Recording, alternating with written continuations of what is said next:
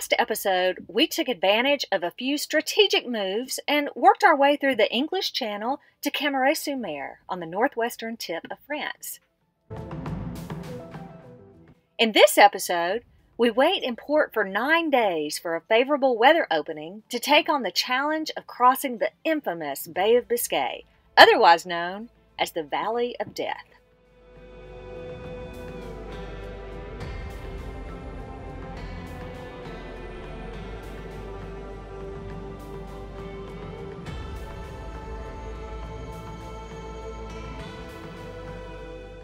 We were lucky.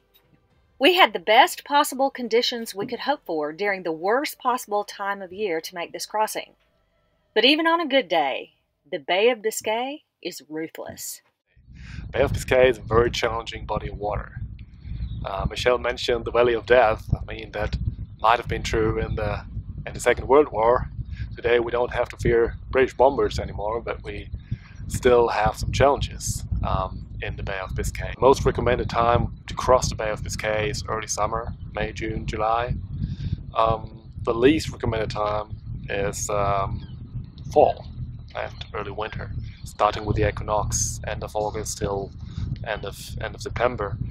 That's when there will be some, let's say, hurricane leftover eating, because the hurricanes in the Caribbean move northeast and they become depressions. They're gonna hit the Bay of Biscay first when they hit Europe, and they bring with them a high swell traveling thousands of miles across the Atlantic. And when they hit the continental shelf, when the seabed raises from about 5,000 meters, so 15,000 feet, to only 100 meters, which is like 300 feet, then those long, harmless swell get steep and create breaking seas that are very feared among sailors. Bay of Biscay was the one thing that scared me the most, and I was anxious about it and anticipated it, but at the same time I was excited about it because it's such a great challenge. And I know that there are some seasoned sailors out there who would look at me and say, what's the big deal? I mean, you crossed the Bay of Biscay at a bad time of year, but in pretty good conditions. But for me, not being a very experienced sailor, this was monumental, and it was scary, and it was torture at times. I cannot tell a lie. But it was also beautiful and magnificent, and it was amazing to be in this body of water and getting through it and surviving it. And you'll see there are times when I did not feel very well at all, but I still appreciated the beauty that was around me and the experience.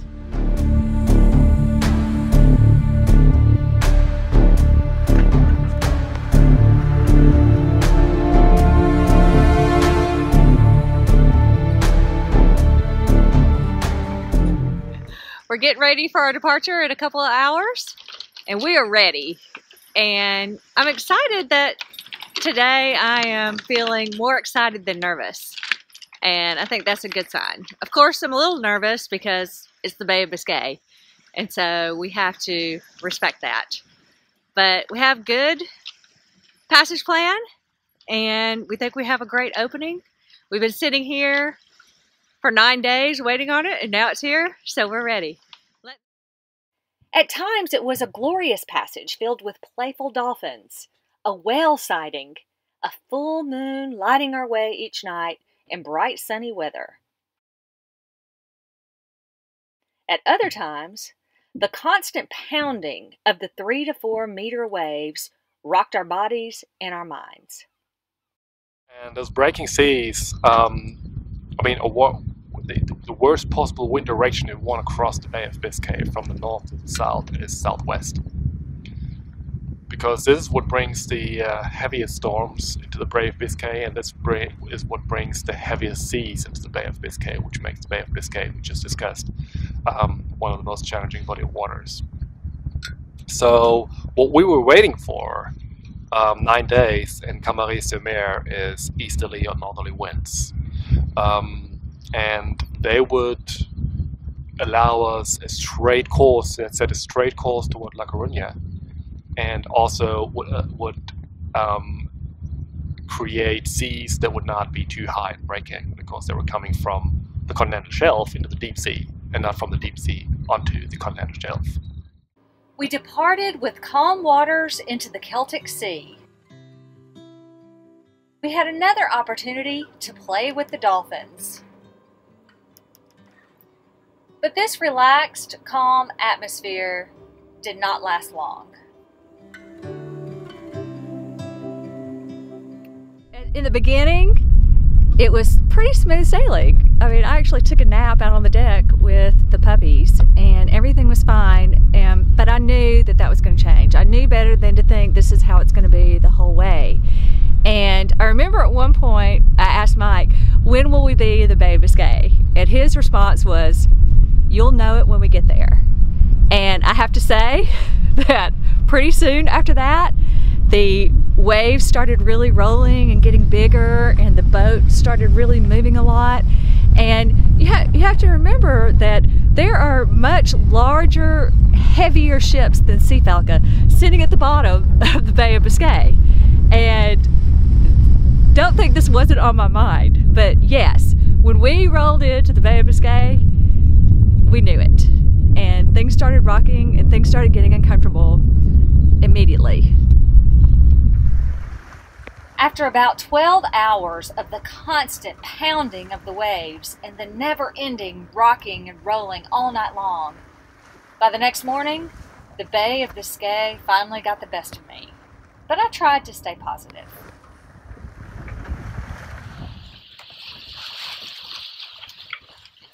It's a beautiful morning, but it's been a rough morning for me. I've been sick ever since I took over my shift at about 8 o'clock.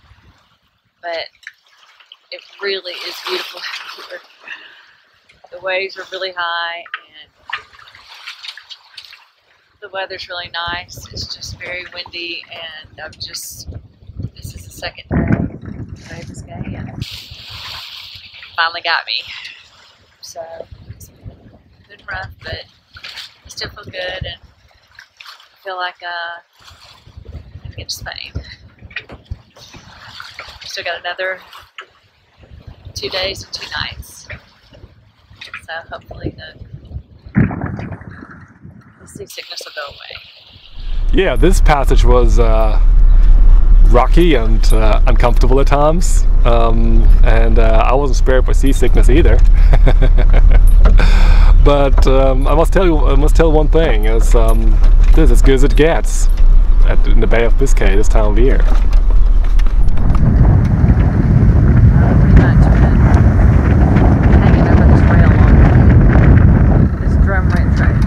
Drum winch right here has been my friend. But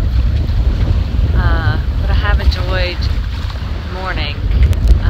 It's really beautiful, and we saw a huge school of dolphins again yesterday, and during the night shift and this morning they've been hanging out with us. Every once in a while we'll see a couple of them in one of these big huge waves just surfing along with us. So that's pretty cool.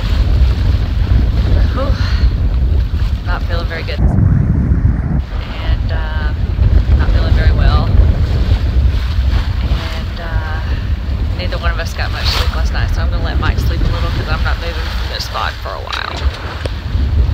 So we took down the main last night because it was so windy, and we right now have this small jib and the Genoa and the mizzen up. So we're cruising along, and except for hugging this drum winch and hanging over this side rail here, it's been good. So hopefully all that will get better soon.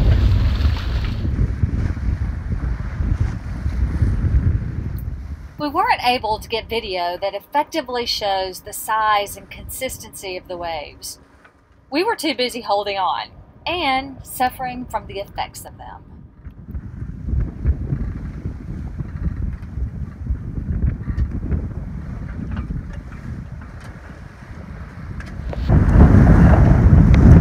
So we're into day 3 and it's been rough.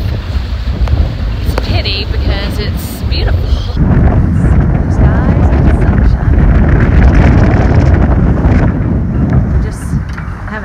break from the waves. The wind's going in the right direction, that's all good. But these waves have just gone on the entire time. We haven't had any calm waters at all. And we haven't been feeling very well. Last night we decided to switch to that's about all we could do. That's all either one of us could handle. I was sick all day yesterday. I think I ate half a gummy bear. That's it. That's all I did. Last night I finally got down to half a banana and half a cracker. So things are looking up. Thought I might try to eat the other half today. Yeah, day 3. Day 3 was still the same. The wind was coming from the right direction, but we had a 6 to 7 over the last 40 hours, which was tough on both of us. And Michelle was not feeling too well, but I must say, she showed up every shift. We went for 2-hour shifts instead of 4-hour shifts at times, because it was just pretty heavy to be out there for 4 straight hours, especially in the night. But no matter how she felt, she showed up for her watch, and she made it to the end of her watch. And I must say, I was not feeling too well either. But it's what we do, you know. It's what we do. We just get over it. We know how to deal with it, and we must function. We cannot accept in a two crew in challenging conditions. We cannot accept for anyone to not function, no matter how seasick he or she is.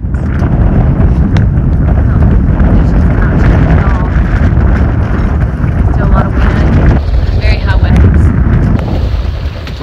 and we're struggling.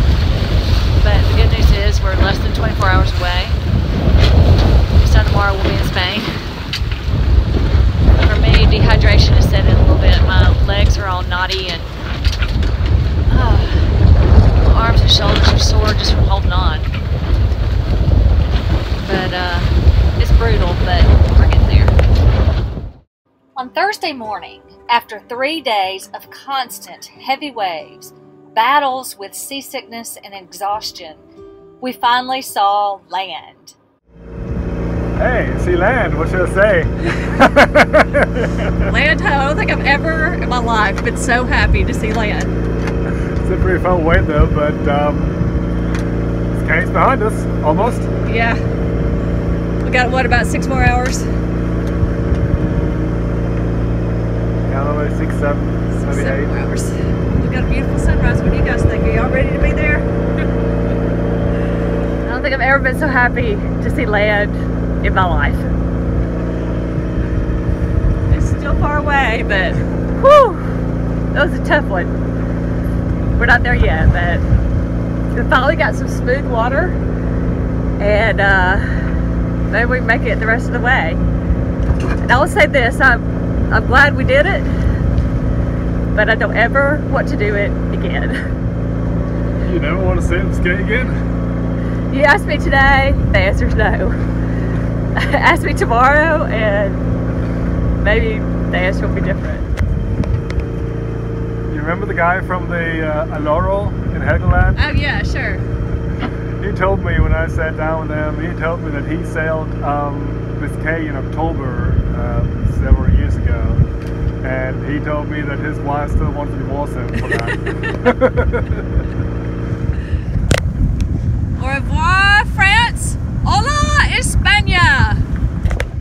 But we were still 7 hours from our port, and the challenges did not end there. We were so relieved when we made landfall in Spain, and then all of a sudden somebody just switched off that ventilator, you know, switched off the wind from 100 to 0 in a few minutes, and a few hours later there was 0 visibility. So we had a challenge of another kind. 0 visibility. It was hard to see the stern from the bow. I'm not kidding. Maybe another 6 hours, 5 or 6 hours from A Caruña, and we were relieved that we actually made it. It was just another another maybe 25, 30 miles. And all of a sudden, there was a freighter. I remember that very well. There was a freighter crossing us very closely, maybe half a mile. And then I told Michelle, see, the bridge is gone. The bridge of the freighter is gone. So we just saw the lower part of it, you know. And then the whole freighter disappeared behind a curtain of fog. And a few minutes later, we were in that same curtain of fog. And it was, you didn't see. We were around maybe 2 miles from land. We knew that because we need to like go into that bay where La Caruña is located.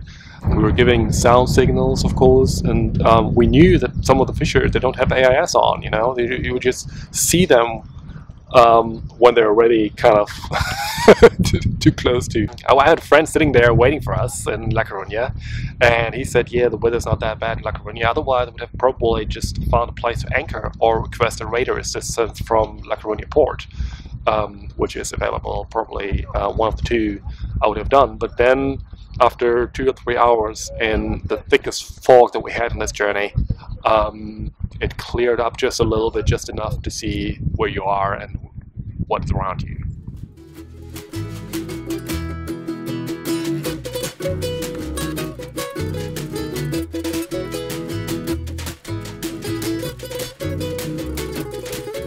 Of course, I mean, I loved it. I mean, no matter, I just said that I was seasick myself at times, but I loved it because, I mean, every moonrise was just a spectacular event by itself. Every sunset, we had clear skies for 3 straight days, not a single cloud on the horizon, and the moon was so light at night. It was sitting in the cockpit in the moon shadow. It was just the most romantic thing you could ever think of, you know. We made it through the Bay of Biscay, and I'm pretty proud of that. I would like to know what some of those seasoned sailors out there have to say about their experience in the Bay of Biscay. And I would also like to know what your advice would be. What is your advice for battling seasickness and hanging in there, and when you're so tired and so sick and you have to keep going? And we would love it if you'd leave us some comments down below and tell us what you would do or what your advice is, and also what your experiences were in the Bay of Biscay. We'd love to hear about that. This was the Bay of Biscay on 4 very good days for this time of year. In our next episode, we explore the gorgeous Spanish coastline and sail into Portugal on our way to Morocco.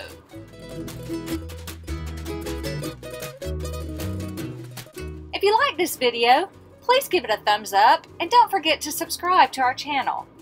If you'd like to follow us in real time through our GPS satellite tracker, please join our crew on Patreon. You can also read our online logbooks for the real nitty-gritty about this and all of our other adventures at sea. All the links are in the description below.